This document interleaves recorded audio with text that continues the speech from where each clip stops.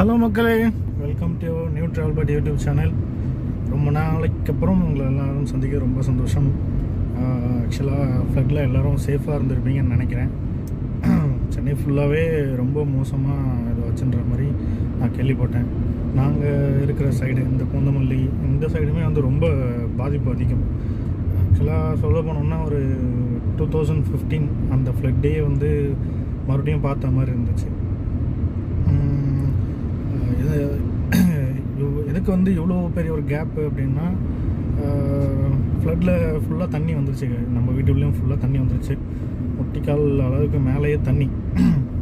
இதுவும் ஒரு சில பொருள் டேமேஜ் ஆகிடுச்சு. ஒரு சில இது மட்டும் என்னால் சேவ் பண்ண முடிஞ்ச வரைக்கும் நான் அது பண்ணிட்டேன். தான் இருந்தாலும் ஒரு மேஜரான ஒரு விஷயம் என்னென்னா, இந்த பொருள் அப்படின்றது கூட நம்மளுக்கு அவ்வளோ சென்டிமெண்ட்டாக தெரியாது. சரி போனால் வாங்கிக்கலாம் அப்படின்ற மாதிரி இருக்கும்.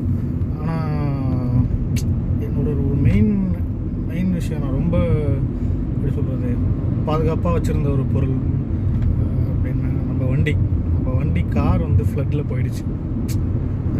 ஆக்சுவலாக பார்த்திங்கன்னா மண்டே நைட்டு வந்து ஒரு சேஃபான இடத்துல தான் நிப்பாட்டணும். மண்டே ஃபுல்லாகவே வீட்டுக்கு பக்கத்துலேருந்து வண்டி எடுத்தாச்சு. எடுத்துகிட்டு கொஞ்சம் தூரமாக தள்ளி நிப்பாட்டி வச்சுருந்தோம். அங்கேயும் தண்ணி வர மாதிரி இருந்துச்சு. அதை தாண்டி வந்து வெளியே மெயின் ரோட்டுக்கு வர இடத்துல ஃபுல்லாக தண்ணி. இன்பிட்வீனில் ஒரு எப்படி சொல்கிறது, ஒரு ஹைலாண்டு நடுவில் மாட்டின மாதிரி ஆகிப்போச்சு வண்டி. அதில் இருக்கிற இடத்துல ஒரு மேடான இடத்துல வந்து ஒரு பம்ப் மாதிரி இருக்கும், அதில் நிப்பாட்டி வச்சுருந்தோம். ஒரு 2 கார் மட்டும் அங்கே நிப்பாட்டி வச்சுருந்தோம். ஆனால் அதையுமே வந்து எப்படி சொல்கிறது, உள்ளே ரெஸ்கியூ பண்ணுறதுக்கு லாரி எடுத்துகிட்டு வந்தாங்க. அந்த லாரி வந்து இப்போ ஃபாஸ்ட்டாக வந்து அலை அடித்து அந்த தண்ணி போய் அடித்து ஃப்ரண்ட்டில் இருந்த பள்ளத்தில் வந்து அப்படியே பேண்ட் வந்து இதுவாகிடுச்சு. ஃப்ரண்ட்டில் போயிட்டு அப்படியே டிச்சான மாதிரி ஆகிடுச்சு வண்டி. ஃபஸ்ட்டு பார்த்தேன், எனக்கு வந்து ஃபோட்டோ எடுக்கணும்னு தோணலை, வீடியோ எடுக்கணும்னு தோணலை, எதுவுமே என்ன பண்ணுறதுன்னே தெரியல. அந்த மாதிரி ஒரு சுச்சுவேஷன் ஆகிப்போச்சு. ஆனால் ஒரு பக்கம் வந்து ஃபோட்டோ எடுக்கலாமா அப்படின்ற மாதிரி திங்கிங் வந்தாலும் எனக்கு இது வேணாம், எதுவுமே பண்ணுறதுக்கு தோணலை. ஒரு பிளாங்காக அப்படி ஆகிடுச்சு மைண்டு. அதனால் வந்து எதுவுமே அந்த ஃபோட்டோஸ் வீடியோஸ் நான் எதுவுமே எடுக்கல அந்த டைமில். வண்டியை எடுத்து மேலே ரெஸ்கியூ பண்ணி நிறுத்திட்டு, ஆக்சுவலாக பார்த்தீங்கன்னா அந்த பள்ளத்துலேயும் விழுந்துட்டு என்னாச்சு, லெஃப்ட் சைடில் டோர் ஃபுல்லாக காலி. ஒரு லேம்ப் போஸ்ட்டில் போயிட்டு இடித்து அலை அடித்து தெரிஞ்சு அப்படியே ஃபுல்லாக இதுவாகிடுச்சு. லெஃப்ட் சைடு போஸ்ட்டில் வரசி ஃபுல்லாகவே டேமேஜ் ஆகிடுச்சு வண்டி. அந்த ஃபோட்டோஸ் மட்டும் நான் எடுத்து வச்சுருக்கேன். நான் அது உங்களுக்கு இந்த வீடியோ நடுவில் ஷேர் பண்ணுறேன். ஸோ இதுதான் மக்களே நம்ம வண்டி லெஃப்ட் சைடில் அடிப்பட்ட ஃபோட்டோ. அந்த இடம் வந்து பார்த்திங்கன்னா இப்போ காட்டுறேன் பாருங்கள். இதுதான் அந்த இடம். இப்போ பார்க்குறது எவ்வளோ டெப்த்தாக இருக்க மாதிரி தெரியல, ஆனால் தண்ணி வந்து இந்த இடுப்பு அளவுக்கு இருந்தது.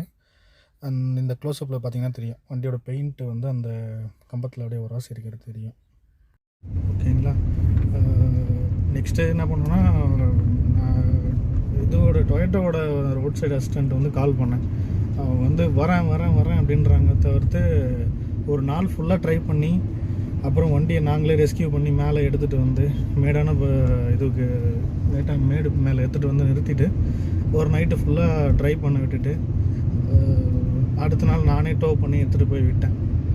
நான் ஒரு 2-3 விஷயம் மட்டும் எனக்கு தெரிஞ்சு நான் என்னென்ன பண்ணேன்றதை மட்டும் நான் சொல்கிறேன். நீங்களும் இனிமேல் உங்களுக்கு தேவைப்பட்ட யூஸ் பண்ணிக்கோங்க.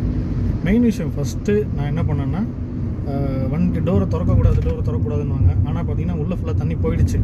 ஸோ டோரை திறந்து ஆகணும். மேனுவலாக ரிமோட்டில் அன்லாக் பண்ணாமல் மேனுவலாக கீ போட்டு அன்லாக் பண்ணிவிட்டு உள்ளே ஃபஸ்ட்டு பேண்டை திறந்து பேட்ரி டிஸ்சார்ஜ் பண்ணிடணும். ஈவன் அது பாசிட்டிவாக ஒரு நெகட்டிவ் ஏதாச்சும் ஒரு டெர்மினலில் டிஸ்கனெக்ட் பண்ணிக்கிட்டணும். டிஸ்கனெக்ட் பண்ணிட்டு மறுபடியும் உங்களுக்கு முடிஞ்ச வரைக்கும் நீங்கள் மேட்டான இதில் எடுத்துகிட்டு வந்துடுங்க. தயவு செஞ்சு யாருமே இப்போ பண்ணுற பெரிய தப்பு என்னென்னா, கிராங்க் பண்ணுறது. வண்டியை கிராங்க் பண்ணால் ஸ்டார்ட் பண்ண ட்ரை பண்ணுறது.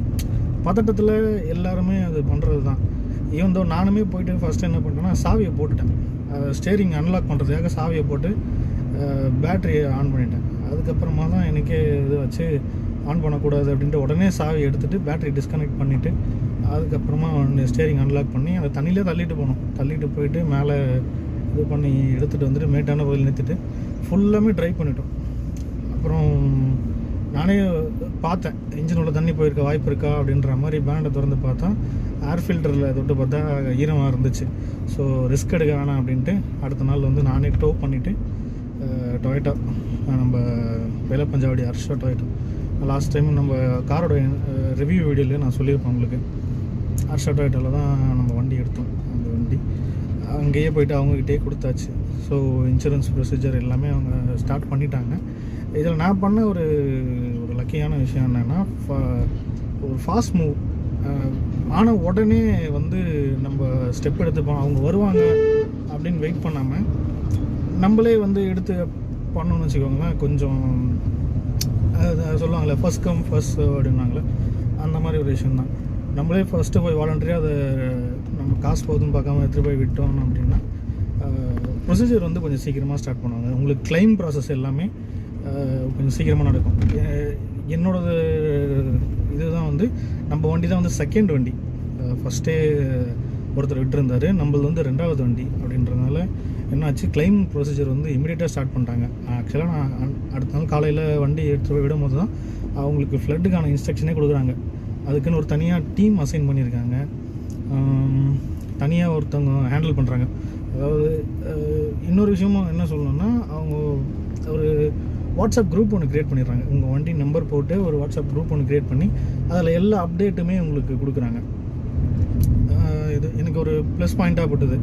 நம்ம ஒன்றுக்கும் கால் பண்ணி எல்லாருக்கிட்டையும் கேட்டுட்ருக்காமல் உங்கள் வண்டி யார் ஹேண்டில் பண்ணுறாங்க அப்படின்ற கான்டாக்ட்ஸ் முதற்கொண்டு எல்லாமே உங்கள்கிட்ட இருக்கும்.